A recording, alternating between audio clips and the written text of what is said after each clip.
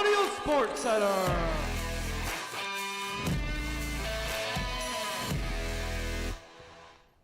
Hello and welcome to Colonial Sports Center. My name is Cooper Sherwin, and alongside me as always is Kevin Plowsha. Now, if your bracket is busted, don't worry, because we got Colonial Sports Center for you today. That's right, we do. The softball team is back at home. We're going to jump right into that off the bat. But we also have two lacrosse analysts, Sam Goldberg and Finn Lyons, waiting in the wings. And just because the pursuit of Mo Madness is over for the men's and women's basketball teams, we also have our basketball analyst, Ethan Morrison, here to talk about the Colonials basketball teams, because there's still a lot to talk about regarding the transfer portal. That's right. Now, last season's softball team knocked it out of the park as they went to their first Horizon League semifinal, but fell to Oakland. Now, to open up Horizon League play, they hosted the Detroit Mercy Titans. Let's see if they were able to win that one. And it was a doubleheader. They took game one, 7-0, touchdown Colonials. More than most of the points this year for the football team. Dana Vatagas won the game, and she went 7 innings, gave up 4 hits, and struck out 4 people. Kevin, what do you think from that game? Yeah, just very good to see the offense going. Obviously, we'll talk about the Tennessee Tech tournament that was last weekend in a little bit, but the Colonials bats finally able to get going, it seems, and they held the Titans scoreless. As you said, Colby, it was a doubleheader. The Colonials were looking to sweep this afternoon's action and take down the doubleheader, but unfortunately, they fell by a score of 2-0 in game 2 of the doubleheader. There it is. Madison Duvall issued with the loss. She's now 4-4. Pitched a complete game, gave up 2 runs, which is a pretty solid outing, but it was not enough, as those Colonials hot bats that I just talked about, they were ice cold. Now we've got a little bit more from this afternoon's doubleheader, as Nate Fennell was at the North Athletic Complex live to watch both of the games. Nate, what do you have for us? Hello, I am Nate Fennell, and I'm here at the North Athletic Complex for the RMU home opener and Horizon League opener. They take on the football Detroit team Mercy for? today as they Jesus. come in with a record of 1-14. However, All right, thank you. The Colonials come in with a record of 8-10. Robert Morris took on Detroit Mercy in a doubleheader Thursday afternoon, following an adjustment to the schedule as bad weather is expected on Friday and Saturday. In Game 1, Robert Morris's bats were on fire early as Elena Kutso-Gianni hit a leadoff double and was brought in by Avery Winchell. The offense continued in the second inning as Anna Resnick and Charlotte Grover both hit 2 RBI doubles to give RMU a 5-0 lead. That would be more than enough for Dana Vatagas, as she would deliver a complete game shutout with 4 strikeouts and only 4 hits allowed. Following the game, we spoke with Dana, and she provided insight as to how she was dominant in the circle. Just keeping them off balance, mixing pitches in, out, up and down too, and at the end mixing speeds. We were just going right at them and making them put the ball in play and just trusting in our defense and pitching for them to make something happen. Dana also explained how crucial it was for her to receive early support from her offense. It's really important. It's always a lot easier to pitch when you have a lead, especially like we did. I mean, scoring in the first inning is always huge for us, and just gets momentum for the rest of the game and just makes my job easier. In Game 2, Madison DeVault was just as dominant early on for the Colonials, as she had gone 4 scoreless innings, however was not provided with any run support from her offense. The Colonials' bats would go cold, and the team would only be held to 3 hits in the second game. Jex Varner spoke about the team's shift in performance between games 1 and 2.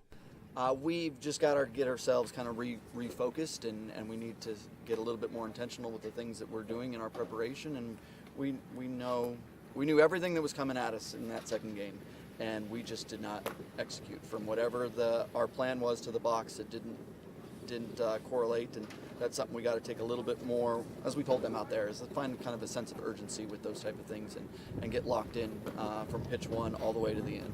Rusty Glenn would provide the lone long ball on the day to lead off the top of the 5th to give Detroit Mercy the first run of the game. The Colonials would try and mount a comeback in the 6th, but center fielder Carol Wolfbauer would make an incredible game-saving play to double off the runner and to keep the Colonials off the scoreboard. It secured the 2-0 victory for the Titans. Colonials and Titans will meet for the rubber match tomorrow at 12. For CSC, this has been Nate Fennell reporting. Thanks so much, Nate, for that look at the RMU softball team's doubleheader this afternoon. Well, I mentioned that Tennessee Tech tournament earlier. Last weekend, the team was at Tennessee Tech in the Tennessee Tech tournament, aptly named, to play in that tournament. Let's see how the team did over the weekend-long tournament. They were in 4 games. Colby, as you can see here, Friday, 8-1 loss to Ohio to open it up, but they did rebound in Game 2 on Friday to take down Tennessee Tech. The Golden Eagles 12-3 in a shortened 5-inning game. That's right. Then moving on to Saturday, they got their revenge on the Bobcats and won 4-3 and just decided to own Tennessee Tech and the Golden Eagles, grounding them as they won 12-3 and a 5-run game again. That is not deja vu. They did win 12-3 both times. The Colonials currently sit at 9-11 overall after these games and the split decision doubleheader against Detroit Mercy today. Now with all the softball, there's some hardware to announce. As we all know, the most important position sometimes is catcher. And Meadow Sacadora, the starting catcher for the softball team, won Horizon League Player of the Week, Kevin, taking home some hardware. Yeah, she did. Very nice to see Meadow take home the Horizon League Player of the Week. She currently has a 241 average and 12 RBI. The redshirt sophomore catcher, as you say, is sometimes the most important position. I think it's the most important position because who would catch the balls? But as you can see here, the stats, she went 5 for 11 in the Tennessee Tech tournament, 5 RBI, 3 runs, and 2 walks, and she also had a double. So just a very solid weekend for her as the Colonials look to push forward through the meat and potatoes of their season. The walks are very important to drive up the pitch count. But when we come back, we're going to go from the North Athletic Complex up to Joe Walton Stadium as we have some lacrosse for you and a round table discussion right here on Colonial Sports Center.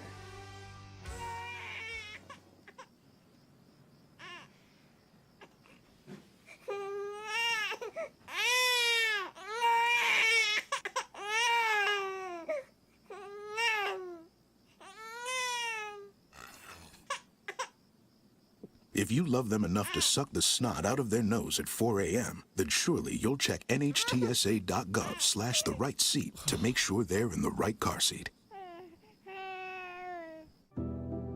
Today, we face an unprecedented crisis.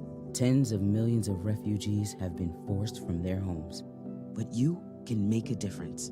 Turn disruption and despair to hope and opportunity. Even small amounts make a big difference. Provide shelter, support, or jobs in your community. The more we understand, the greater sense of belonging we create.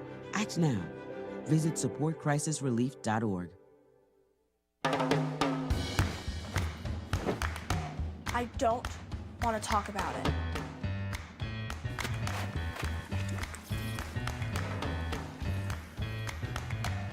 I don't want to talk about it.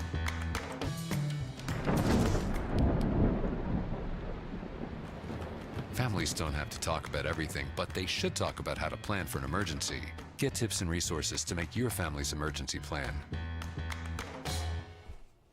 Welcome back to Colonial Sports Center. So as Colby mentioned, we've got some lacrosse action to talk about, but we're not quite going to start at Joe Walton Stadium. As the women's lacrosse team got their first win of the season last week, they stayed on the road and traveled to chilly Buffalo, New York to take on the Canisius Golden Griffins. They were trying to replicate what the men's team did as they took down Canisius just a few short weeks ago. Now, they were led by Gia Anthony with 2 goals, but the Colonials ultimately did come up short by a score of 12-5. As I mentioned, Gia Anthony with 2 goals on just 7 shots, and Kelsey Nelson added 1 goal and 1 assist. Skylar MacArthur had 4 goals, and Paige Statura had 3 goals and 1 assist for the Golden Griffins. Now moving on to the men's lacrosse team. After winning the A-Sun last year, they began their season on a 3-game win streak and decided to take that win streak on the road to High Point, and they were looking to continue their hot start. And the Colonials ended up falling to the Panthers 16-14. Taggart Clark 3 goals and assists, David Burr 3 goals and assists as well. Brandon Maya 3 goals and assists for the Panthers, and they were able to stop the win streak for the Colonials. Now it's our goal to continue to bring you some great content, and we have double Sam for our roundtable as Sam Dudge is sitting down with Sam Goldberg and Finn Lyons to discuss more of the lacrosse team. Sam, take it away. Thanks so much, Colby. Welcome, Finn and Sam. Nice to have you here. Nice to be here with you guys today. Yeah, it's Pleasure to be here. It's always fun to do a roundtable with you, Sam. Oh, thanks, Sam. So much fun, Sam. We have so much buying and selling coming up. I thought we were on Wall Street for a second. Are you guys ready for this? I'm ready, Sam. I'm ready. Fire away. Fire away. Here we go. So first up, buy or sell, first of the night. The men's lacrosse team winning the A-Sun title again this year for the second in a row. Do you think they can do it? I'm gonna buy. I certainly do. Listen, they've had a little rough patch here, but they have some rough games coming up. Number 11 Jacksonville, and of course the rematch at home against Utah. But they have a few easy games. In the A-Sun, Detroit Mercy and Mercer. They're still a good team. They have their Burr stepping up. But you do want some more scoring from Peltier and Johansson. I'm going to buy this as well. The Colonials, the effort that they've given so far this year, they should be 5-0.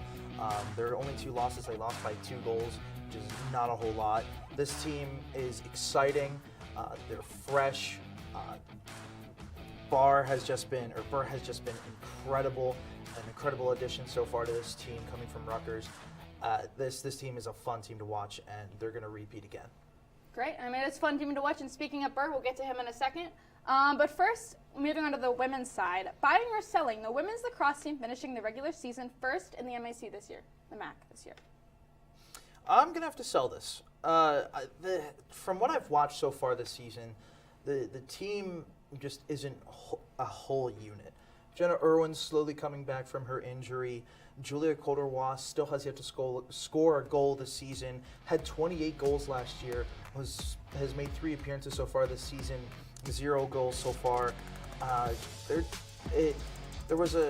just not putting the pieces to the puzzle early, and it's shown. They're just not really playing like a unit right now, just from what I've seen so far. Yeah, I'm going to also have to sell this one. Like Goldberg said, their unit's not coming together on offense. And, the MAC's not that good this year, but I definitely can see them making a run at it, but I think in the end, Kent probably would take them down. Yeah, so we got some buys, some selling. We're back to the men's side. David Burr, do we think he's going to lead the Colonials in goals for the season? Are we buying? Are we selling? I'm going to sell this. Listen, Burr has been much more than I expected on this team. I didn't know much about him coming in, but look, they still have Taggart Clark. He went in the first round in the NLL draft last year for a reason, and he's only 1 goal behind him. He has a better shooting percentage, so I think Clark will in the end surpass Burr, but I don't want to put a mark on Burr's season. He's been playing incredible for the Colonials. I'm going to disagree with you here, Finn. I'm going to buy this. David Burr has been absolutely electric so far this season. 13 goals, and he's making the Colonials, along with Taggart Clark, must-watch TV on ESPN+. They're a dynamic duo. Taggart Clark had to score a lot last year because he was the main guy, but now you have 2 main goal scorers in Burr and Clark. It's going to be a tight race, but I definitely feel like David Burr has the electric start to the season. I feel like he's going to continue that for the rest of the season. Well, if I could add something to counter you here. Listen, I just wonder if, being a sophomore for Burr, if he's going to have the juice to go the whole season scoring at this pace. And, Taggart's done it before, and that's my concern with Burr leading the scoring race here. Well, obviously Clark has done it before. That's because he was the main man, though. Now he doesn't have to be the main man because he has a co-pilot in David Burr. So it's going to be a fun season either way. Like, the fact that we can talk about 2 great goal scorers like this, like who's going to score the most goals, that's a successful season. Like this is going to be a fun team to watch this year. Pretty torn on that. Let's see if he can keep up with his name Burr and have a nice, cool record going into this. We'll see how he goes. Back to the women's. Last buy or sell. Jamie Keller, will she finish the year as the women's lacrosse starting goalie? I'm going to buy this, Sam, but I'm a bit hesitant to do it. As I said earlier, the women's team, they just haven't been a complete puzzle so far this season. I just feel like that their defense hasn't been the greatest. The offense has been they have yet to be a well-oiled machine so far this year like they were last season. And it's just been with Keller, I mean, it's kind of tough when you don't have the greatest defense in front of you to be expected to make all the saves. We've seen Signe Riker a little bit this season as well. From the small sample size, she hasn't done a lot for me yet. That's been eye-opening, but I feel like the Colonials, they'll put it together for the MAC this year, and I do feel like Keller will indeed be the goaltender to lead them to the MAC. Yeah, I tend to agree with Goldberg on this.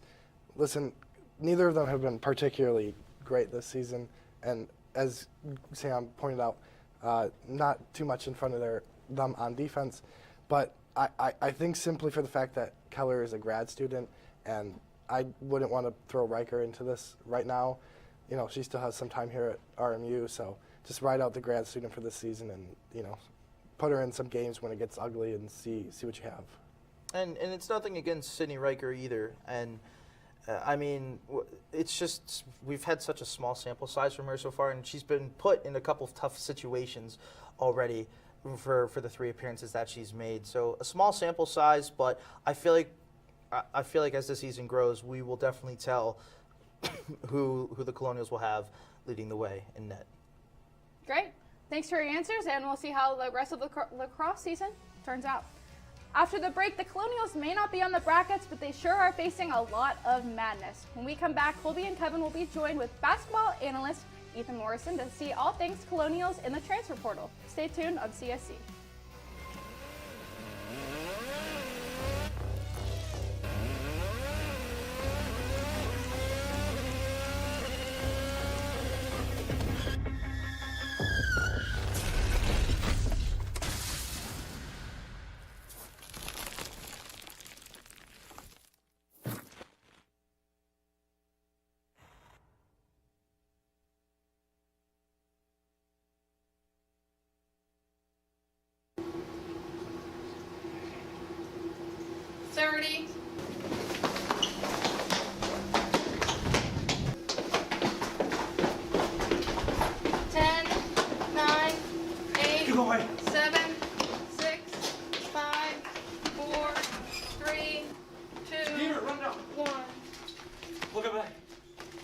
Colonial Sports Center. That's CSC. Women's basketball. Found my heart out there in the open. Trees make you feel smaller. Can't help but get lost again. If I need a break, know where I'm going. Where the water's flowing, I'd rather be floating. If it's something that can count on to be free. Feel the beat of nature at a park or forest near you. Find a forest and music inspired by nature at discovertheforest.org.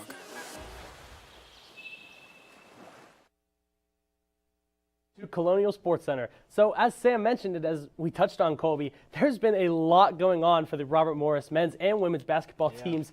Even though neither of them made March Madness this year, we're actually going to start on the men's side. The men's team has lost 3 transfers already, and the March Madness it's literally day 1 of March Madness. The Colonials have already lost 3 players to the transfer portal who were on the roster for the 2022-23 season. The biggest is Michael Green III, who I believe was graduating anyway, so he's going to be a grad transfer. 60 games played, 41% from the field, 33% from 3, 228 assists, and averaging nearly 10 points per game. He was going to be sorely missed anyway as he was graduating from Robert Morris, but now, as you can see, he entered the transfer portal. He's definitely going to be missed as a guard on the team. That's right, off the bench. He was really big. Cleveland State getting that game into overtime. A big minute against Youngstown State and Milwaukee, so that one's going to be missed. Matt Mayers is next up. He played 54 games, 63.1 field goal percentage, about 4 rebounds a game, 27 blocks, and 5.6 points per game. He's been nice off the bench again for the Colonials. That one, again, the size, which has been lacking since entering the Horizon League, so rebounding-wise. And especially with Khalil Spear graduating as well. Yeah, so Trey James will have to step up next year, but again, you're seeing the bench get a little lighter. And Tristan Jeffries, just 5 games played, but in his short stint with the Colonials, he shot 37.5% from the floor. And moving on to the women's side for even Mo Madness, star forward Sol Castro has entered the transfer portal for the Colonials. This was earlier this year after missing the entire season with a foot injury she sustained with Team Argentina. She played 45 games, 43.3 field goal percentage, 9.1 points per game, 4.5 rebounds, 39 steals. Sol Castro, though she didn't play, was very big and vocal on the bench. She has 3 years of eligibility wherever she goes. Sol Castro is going to be sorely missed.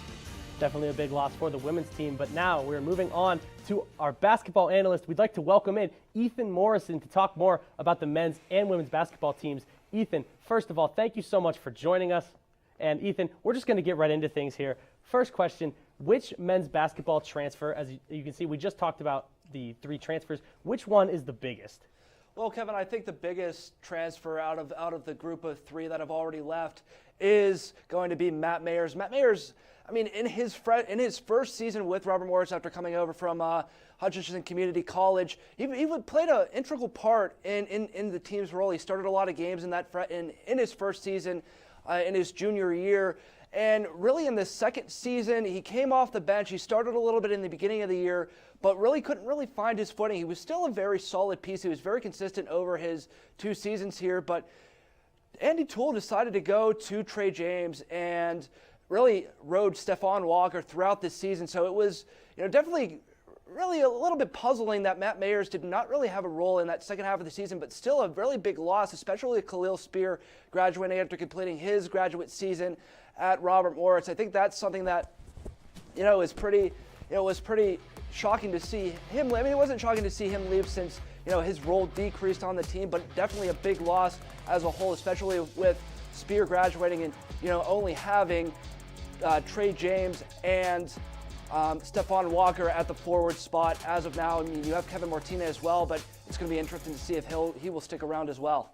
It definitely was interesting because I noticed also that Trey James wasn't really getting a lot of minutes, so it was just very interesting to see Toole ride Stephon Walker all the way to the end of the season. Now, speaking of Coach Toole, with those 3 transfers and the way the transfer portal has sort of wreaked havoc on this roster over the last couple of seasons, Ethan, obviously the transfer portal has to be involved, but where does head coach Toole go from here?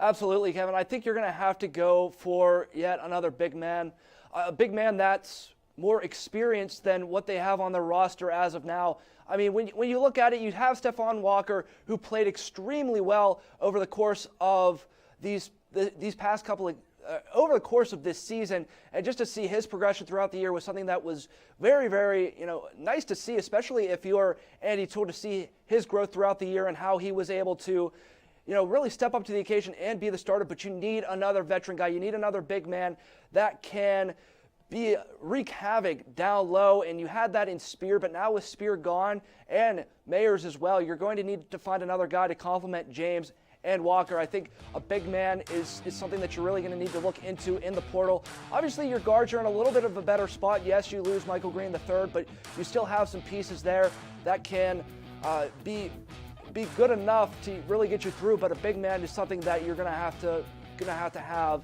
out of the transfer portal. Ethan, we're going to move over to the women's side, the women's basketball team. Obviously, we just mentioned Sol Castro leaving. How big of an impact is it for the team losing Sol Castro? Oh, it's a monumental impact for her to transfer and leave the program.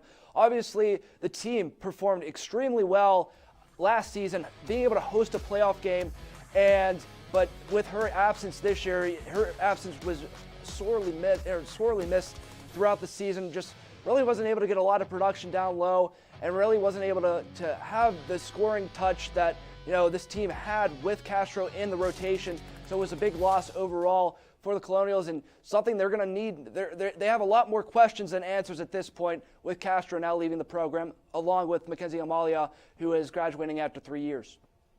Now, does head coach Charlie Biscaglia, does he need to dig into the portal, or is he going to be able to ride some of the players that he currently has on his roster? I think you're going to have to definitely look into the portal. Obviously, this team is still very, very young, does not have any seniors coming into next year, so I think Charlie Biscaglia will have to look into the portal this year to try to get some veteran leadership on this team.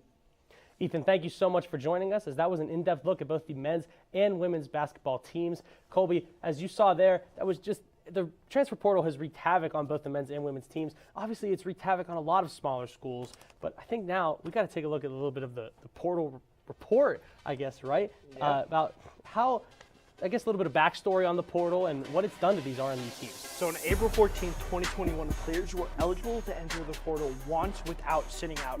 Now we've seen over 1,700 players hit the portal after the 2022 season. Small schools in particular, like St. Peter's last year in their NCAA tournament run, have been decimated. It definitely wreaks havoc much more on the smaller schools because they don't have the luxury of recruiting the higher level players. They're almost exclusively going to the transfer portal. But the new 60-day portal period actually started most previous Monday, March 13th, 60 days to May 11th. It allows for immediate eligibility. You missed that 60-day window, you have to apply for a transfer waiver and hope that it gets accepted by the NCAA. So an estimated 170 players plus entered the portal as of the 2023 window opening. Now, if that waiver is declined, you may either apply again or just miss the entire season. Now, how has this impacted the Colonials? After the 2021 portal took off, we lost 7 players to the portal from the 2020-2021 season. Main names there, AJ Broma, Dante Tracy, 2 guys who were huge for that team. Also Patrick Sumnick, who just a little bit earlier today played for West Virginia in the March Madness tournament, so you can see how some of those players leave and get better opportunities. Now, they also added 6 transfers, for the 2021-22 season. Farron Flavors, Rasheem Dunn, Michael Green among the notable names. But as we're going to find out, those players did not stick around long, or they were grad transfers and they were going to graduate after just 1 season anyway.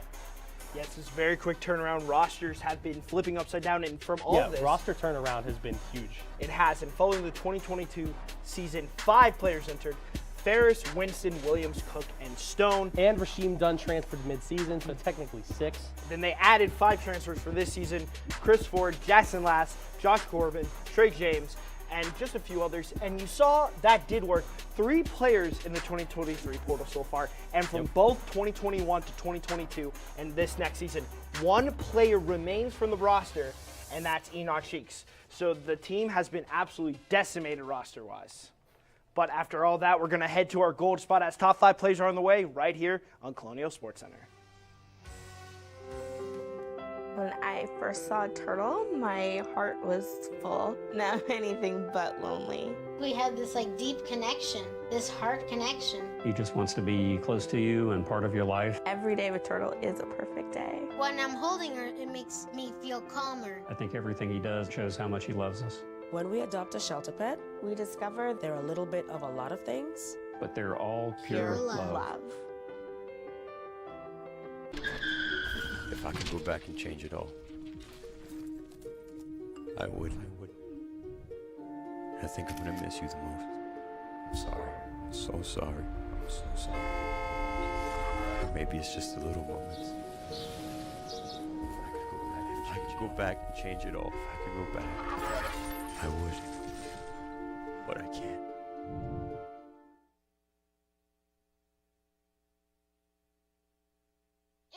There was an old woman who lived in a shoe. She had so many children, she didn't know what to do.